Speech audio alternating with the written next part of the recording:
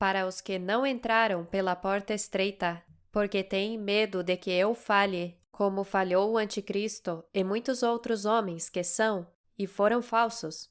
Certamente lhes digo, já se acabou a mentira de homens maus e perversos, porque chegou a verdade, a sabedoria de Deus. E o homem que está em trevas é aquele que não foi iluminado por Deus, pai e mãe. Não foi ressuscitado na ressurreição de Cristo, Lisbeth, com a sabedoria do céu para vencer a morte, e continua na densa escuridão. Está na ignorância de sua mente terrena. Por isso julga como um simples mortal. Está totalmente alheio ao conhecimento de Deus. Não sabe como Deus sempre agiram, e por isso me julgam mal, e não são capazes de ver que eu sou o Senhor. Que não estou mentindo, como mentem todas as religiões do mundo, fazendo com que as pessoas creiam em mentiras sobre Deus, esperando que aconteçam coisas sobrenaturais, quando nunca antes tinham visto acontecerem coisas assim. Então, por que aconteceriam agora? Por isso lhes digo que quando estes tontos homens e mulheres leem a Bíblia, a interpretam como se fosse um livro de ficção, como um gibi de super-heróis ou contos para crianças. Eu só digo a verdade de Deus, porque é Deus Pai Melquisedeque quem me diz o que devo falar. Não há comparação entre meu reino poderoso e inabalável e o de homens débeis, que não puderam provar nada que vem do céu, nem que Deus Pai está com eles, ou que foram enviados por Ele.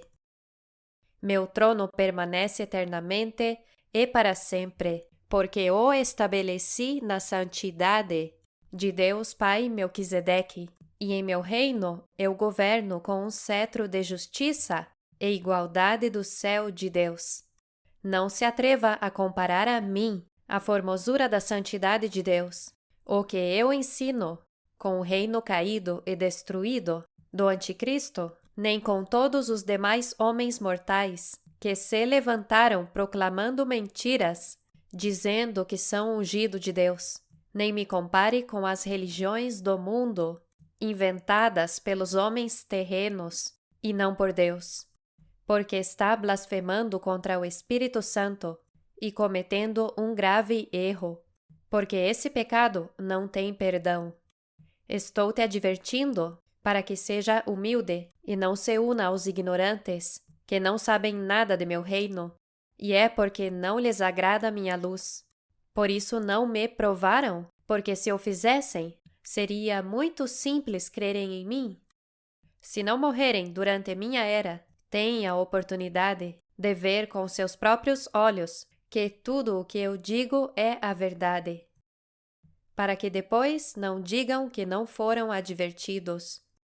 Não sejam como os nécios, como os insensatos que julgam sem antes ver a prova, ou como outros insensatos que veem a prova e depois negam a eficácia da minha palavra, porque ficarão em vergonha, como todos eles. Enquanto não aceitarem que todo aquele que vem em meu santo nome, Melquisedeque Lisbeth, é bendito, não verão a Deus cara a cara.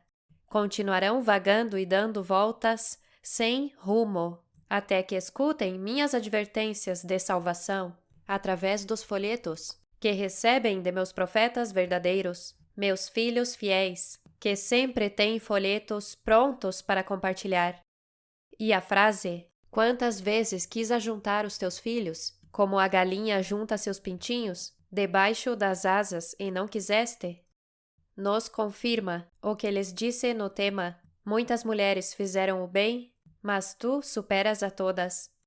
Cristo veio várias vezes em diferentes tempos para salvar os homens de si mesmos, mas não quiseram, porque são como a figura de Eli e Jerusalém.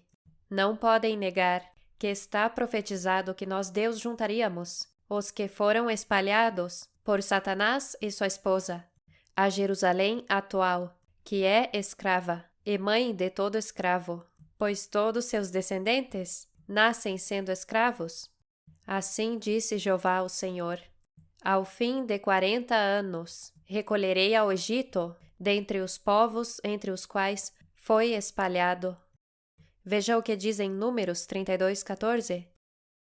E agora vocês, filhos ou prole de pais pecadores, querem seguir o exemplo de vossos pais, para provocar outra vez a ira do Senhor contra Israel. Quando diz vossos pais, está se referindo a Satanás e a sua esposa, por isso diz prole de pais pecadores, porque para que haja prole é necessário um pai e uma mãe. Vejamos como diz em Gálatas 4, do 21 ao 25. Digam-me uma coisa, vocês, os que querem submeter-se à lei de Deus. Cristo lhes bete. Por acaso não escutaram o que a lei diz? Pois ela diz que Abraão teve 2 filhos, um de uma escrava e o outro de sua própria esposa, que era livre. O filho da escrava nasceu de modo puramente terreno, mas o filho da livre nasceu por obra do Espírito, para que se cumprisse o que Deus havia prometido. Isto é em sentido figurado. As 2 mulheres representam 2 alianças. Uma é a do Monte Sinai e está representada por Agar, que foi a mãe daquele que haveria de ser escravo. Pois Agar representa o Monte Sinai, na Arábia, que corresponde à atual Jerusalém, já que esta cidade está submetida à escravidão junto com seus filhos. Essa mulher é figura da que predomina nas mentes dos infiéis, sentada sobre a besta, mas ela está submetida à escravidão e incerteza, e ela sabe. Vejamos o que diz em Lucas 19, do 41 ao 44. Quando Jesus esteve perto de Jerusalém e viu a cidade, chorou e disse: Habitantes de Jerusalém, como gostaria que hoje vocês pudessem entender o que significa viver em paz, mas não, vocês são incapazes de compreender isso. Chegará o momento em que seus inimigos virão e farão trincheiras ao redor da cidade para atacá-la por todos os lados. A destruirão por completo e não deixarão em pé uma só parede. Todos vocês morrerão e sofrerão tudo isto, porque não quiseram reconhecer que Deus me enviou para salvá-los. Somente em minha manifestação é a única forma em que poderão entender como é que mataram os profetas, porque não é uma morte física, assim como a crucificação de Cristo não é uma morte física.